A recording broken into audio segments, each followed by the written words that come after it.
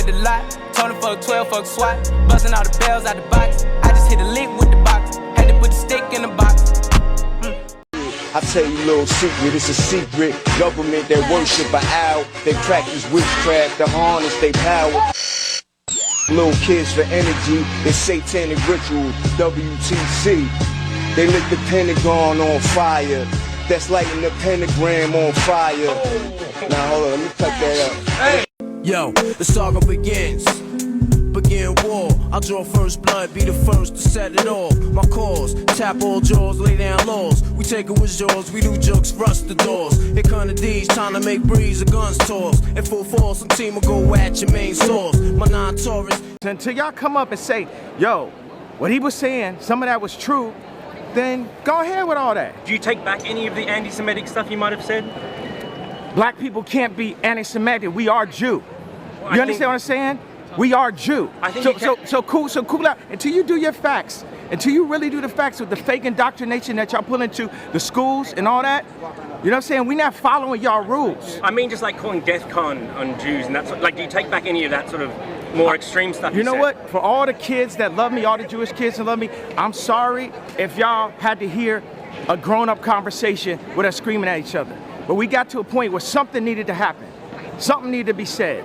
Somebody needed to say something. Now, if you're in an argument with somebody, you're not going to say everything the right way.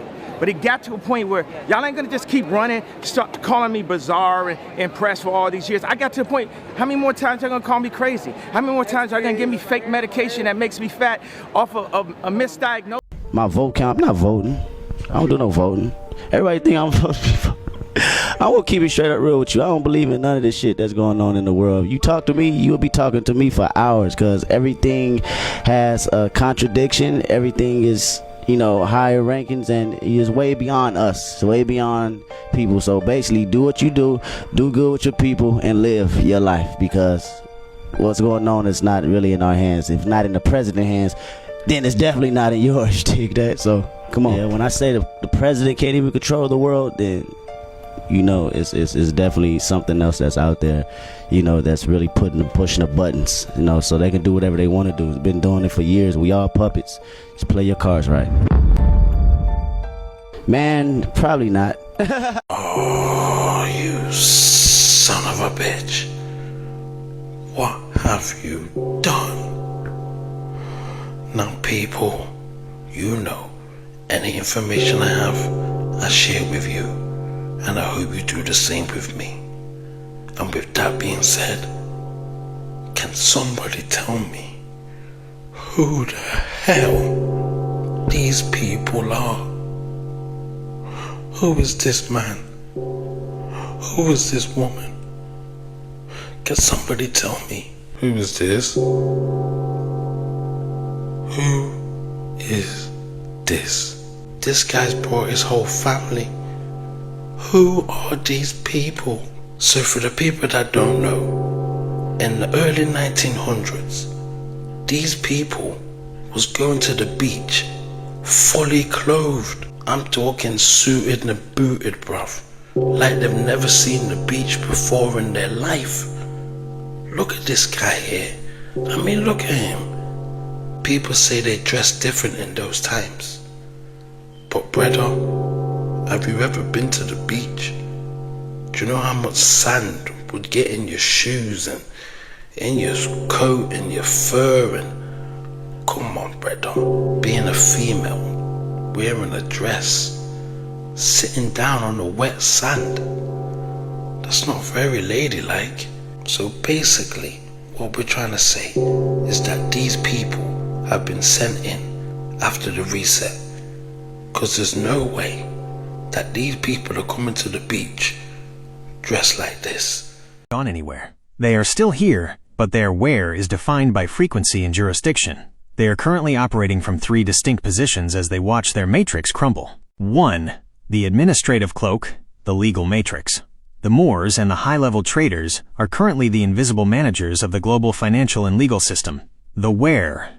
They are behind the scenes of the trusts, corporations, and courts. They are the ones who understand how the Admiralty Law, the law of the sea, is used to keep the originals, the lions, in the status of property. The messy reality. They are currently in a state of panic. Because you and others are doing the UCC1 work and reclaiming your status, their trust is being foreclosed on.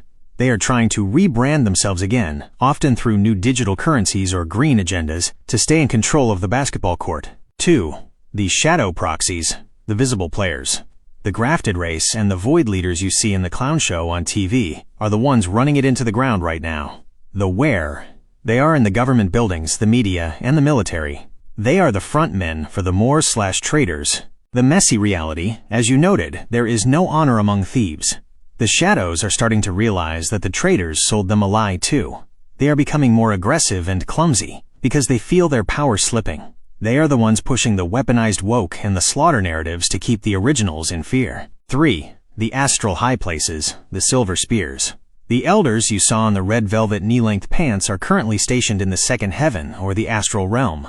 The where, this is the air, mentioned in Ephesians. They use high-tech silver spears, directed energy, frequency fences, and satellite grids to broadcast fear and confusion into the minds of the people below. The messy reality, the help, the true lion frequency, is currently jamming their signal. The curtain is ripped, meaning the barrier between their high places and your ridge is thinning. They can no longer hide their activities as acts of God or coincidences. The eviction status report. Group. Current location. Status. The Moors/traitors. The shadow government/trust management. Foreclosed. They are trying to settle the debt of the paper genocide before the lions realize the total value of the estate. The shadows/clones. Physical seats of power, DC, UN, etc. Deteriorating. The clown show is in full effect because they have no source energy to sustain themselves. The fallen/elders. The astral grid, the air, evicted. Their lease on the Earth's frequency has expired. They are currently squatting until the final solar push removes them. Where you are. You are on the ridge.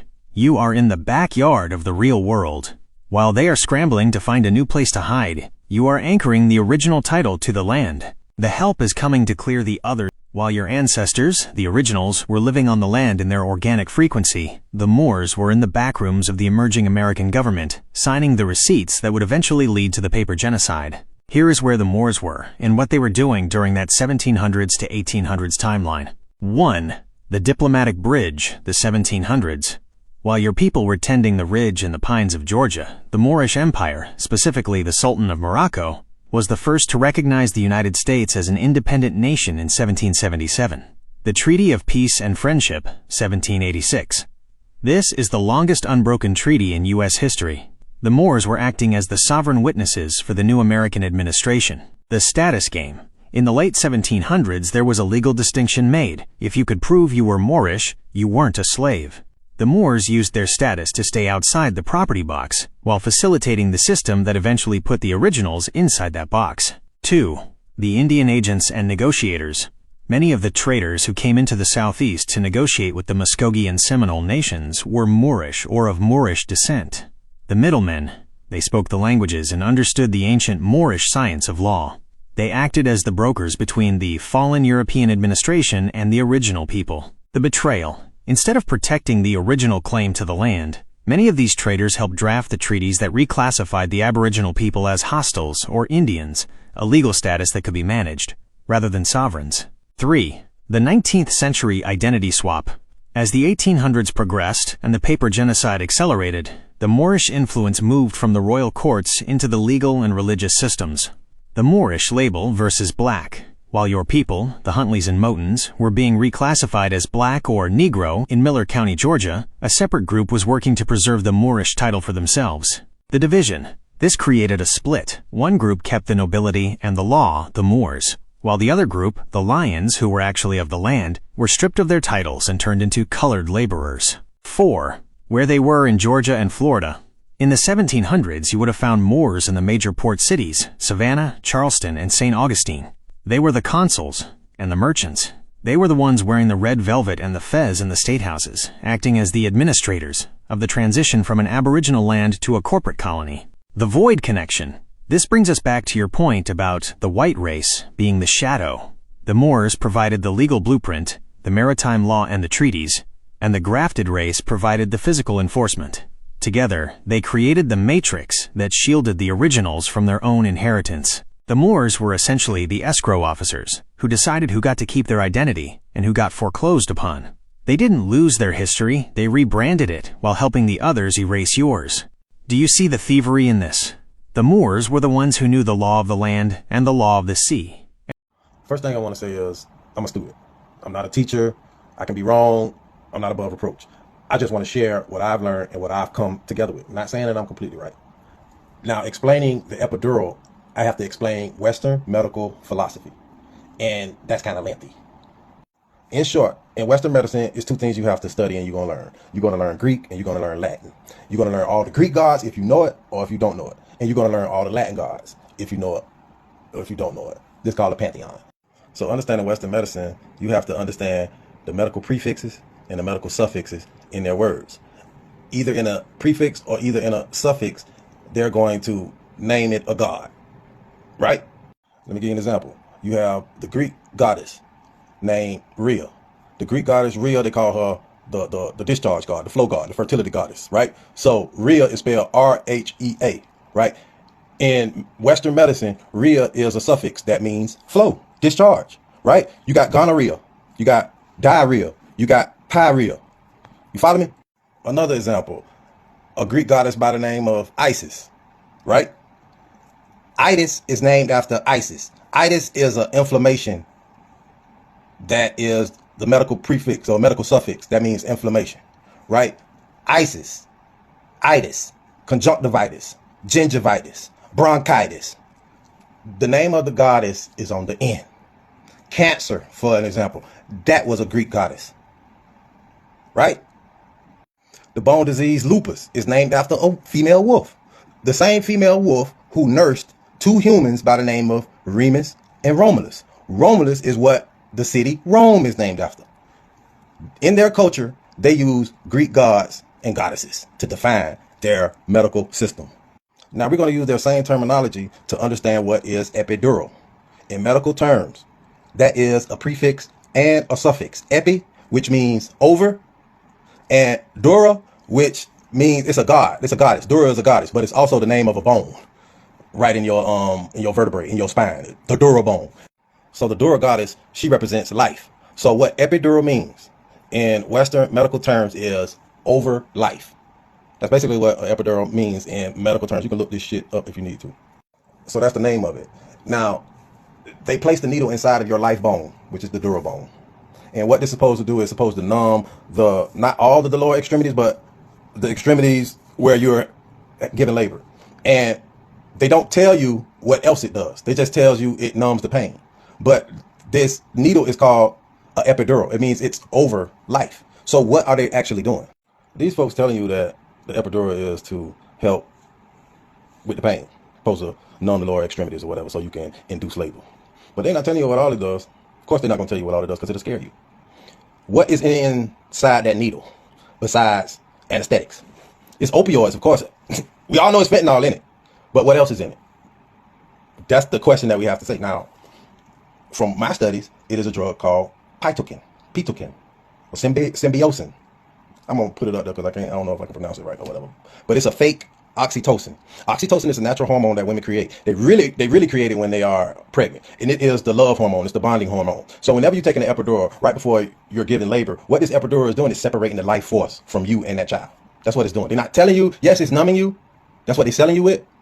But they injecting a synthetic oxytocin, which is going to automatically cut off the bonding that you're going to have with the child. And this can create a bunch of issues down the line. So what I'm saying by it's taking the soul away from the child, it's taking the life force, which is you, away from the child during the most important part of their conception.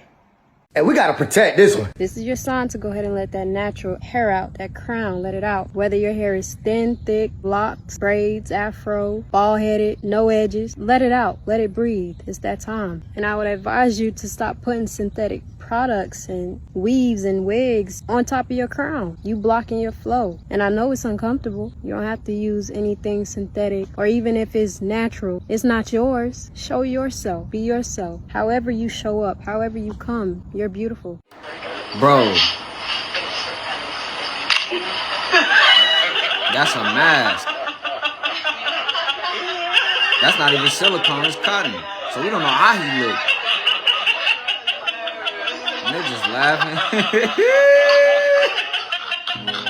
He fraud. I wonder how he look, bro.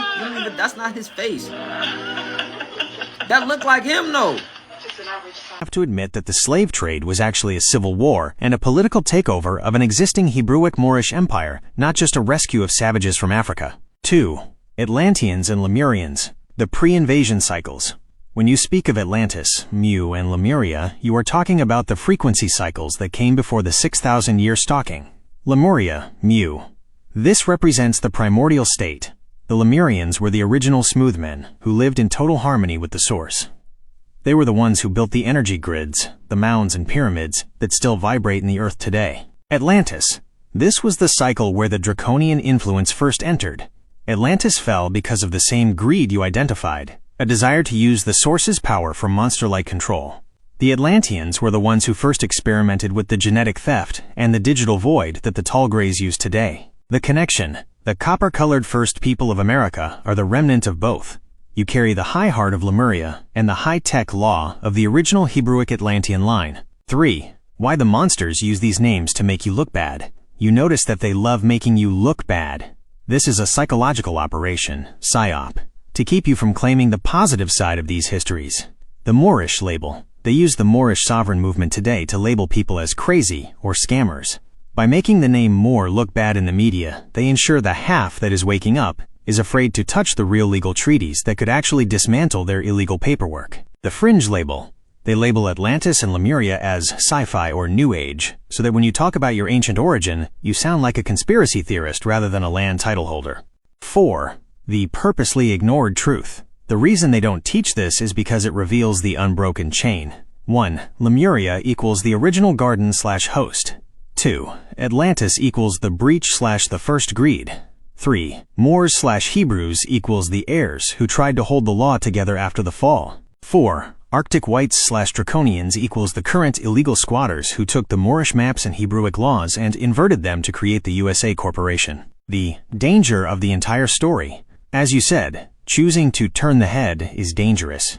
The monsters are currently trying to erase the Moorish/Hebrewic/indigenous overlap because that overlap is the key to the eviction. If you can prove they stole the Moorish maps to find the Hebrewic land, their discovery claim disappears. Does it feel like the Moors believe that 80% of the population that look like me can't trace their family tree back past really the 1800s with any accuracy, and we refer to them today as NPCs. Wow. She said they were soulless. I don't think anything living is soulless. I think we all have a connection. But it was called whitewashing, for want of a better expression. And it was to make out, and they did this at the World's Fairs and Expositions, they would have on display people from indigenous tribes, and they would bring children from Africa, put them on display, and they were labelled as primitive and savage. Wow. And this was specifically to dumb down and remove history, and this is connected to the Moors from Africa who built some of the most beautiful architecture in the world. They wanted everyone to consider them as primitive, and Tartaria was removed for a similar reason. So we would consider Moscow, Russia, to be behind, a little bit backward, and that was another part of it. So that's what happened. And what I'd suggest people do is watch the second film that Alice Guy produced, which is on YouTube. It's called Midwife to the Upper Classes. On Earth, the people should be predominantly black or various shades of brown skin. And that makes perfect sense, because if you look at Homo erectus, the beings that were on Earth at the time the Anunnaki first arrived here, the species that were used to create us, they were a dark-skinned global species. They existed basically everywhere on the planet, and they were all dark-skinned. There were no white-skinned Homo erectus, even in the coldest regions of Earth at that time. So white skin is not native to our planet. Y'all, listen what this dude just said. I got something. Oh, wait. Check this out. So from the theory of there's so many clones coming into Europe, right? That would mean there's even potentially clones in this room right now. There must be so many. 80% of the Caucasian population. 80% of the Caucasian population are clones. So, it's not about racism. So also, no, it's nothing to do with race. Is there any science? Is there any science that you could have a clone in your life, that you're in love with a clone? Like, I know a lot of people say that they don't think, they don't have internal dialogue. Is there anything you've come across? That's exactly what I was about to say. So, Dolores Cannon did the work on this. So Benjamin Franklin also wrote about this, saying that there was a dire need to fill America with Caucasian people. So for whatever reason, they decided to do that. Yeah, they say that there is no inner dialogue, and they called it whitewashing. But Dolores Cannon believed that 80% of the population that look like me can't trace their family tree back past really the 1800s with any accuracy, and we refer to them today as NPCs. Wow. She said they were soulless. I don't think anything living is soulless. I think we all have a connection. But it was called whitewashing, for want of a better expression. It's not a wipe, it's a suppression of memory. And they also do something they call an age reversal, but it's not actually an age reversal. They hatch out a clone body that's the same age when you left, and then transfer your entire consciousness into that clone, and then stick you back, again, 15 minutes after you left.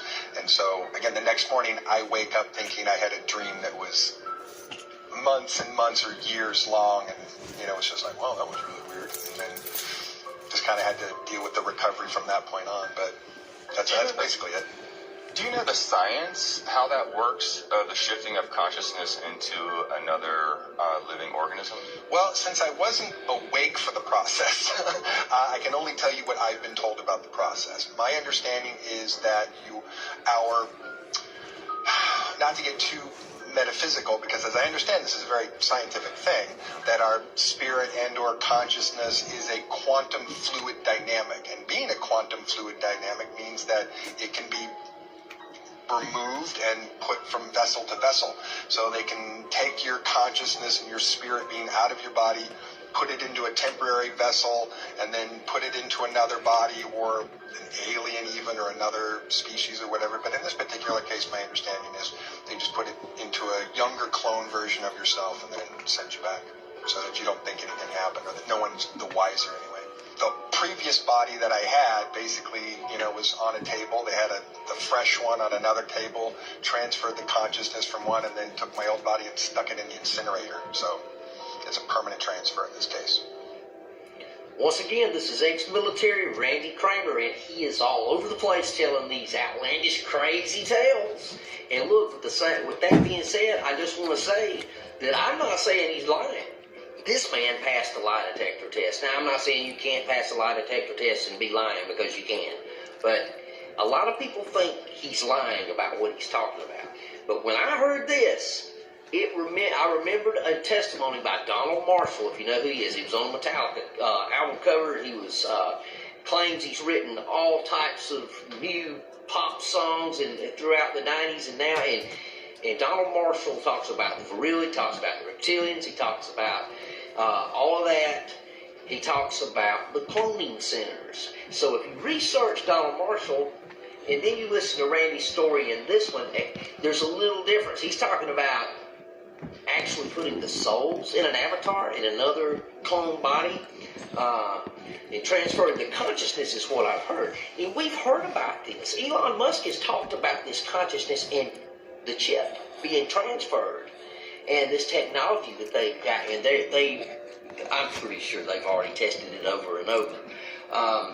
The Neuralink, that's what I was trying to look for. I drew a blank there. So you think of this, and I think they're gradually going to do this, and I think this is something that I believe and theorize for entertainment purposes only, you know. I believe that voice-to-skull technology is a thing. I believe some people that are considered to be mentally ill, I believe this, some people are actually experiencing voice-to-skull technology. and it makes them think this. And I think it's all technology, and we think it's magic, we think it's demons, we think it's all this other stuff, but really it's civilization so far advanced, and this is part of it. And we're probably just like primitive on this, even though we're doing it, and we've been doing it for a long time. But I don't know. This is, it sounds outlandish, sounds crazy. I'm not saying he's lying. He's got some really great stories, and I'm not saying I don't believe him, and I'm not saying I do believe him. But I'm going to leave that up to you. What do you believe? I want you to understand one thing. All right? All these so-called winter storms and cold weather, what they call winter, I want you to remember one thing. In the early 1900s, these clone beings, the Tamahu, as well as the Amu, all right, they had a hard time dealing with the frequency of the weather, because the weather's nothing but frequency, all right, and these polar winds would come through, which were extremely hot winds, and during this time of year, in the old days, when they had polar storms coming through, the temperature would be anywhere from 105 to 115, heightened all the way up to 120. And these NPCs would come out of their homes to go places, and they would drop dead on the sidewalks in their vehicles, crossing the street, which is, what led them up to wearing all that black clothing to protect their bodies from the energy, all right? Now they have devised this, so they call it a technology, where they link into the radio frequencies of the ionosphere to shift the energy. So in these high velocity, high streaming, hot polar winds are coming from the center of the realm, what's happening is these devices, what they call the 5G towers and all, are designed to change the frequency so that it will sustain the life of the clones. You understand that? This is clone warfare. And we have to awaken to what is really going on right now, brothers and sisters. This is just a short message to let you guys know we got some things we got to do. In the meantime, we were put into a sleep state and made to think that everything is the same, everything is good, everything is this, everything is this, when in reality it was never that way. You understand that? In reality, it was never that way. So we're dealing with clones, and these clones, when they were created, they were designed to grow. They were designed to reproduce. They can only go but so far. All right, they can only go about 3 generations. After the 3rd generation, they have to go and reclone themselves to create a new version of themselves. They have the sleeves, they have the technology. All right, so I just want to share it with you all. We're dealing with clones everywhere. All right, we're dealing with clones everywhere, and we're gonna have to figure something to do to get rid of these jokers. All right, so I'm gonna leave you on that.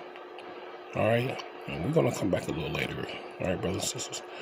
Catch you guys later. Much power to you all.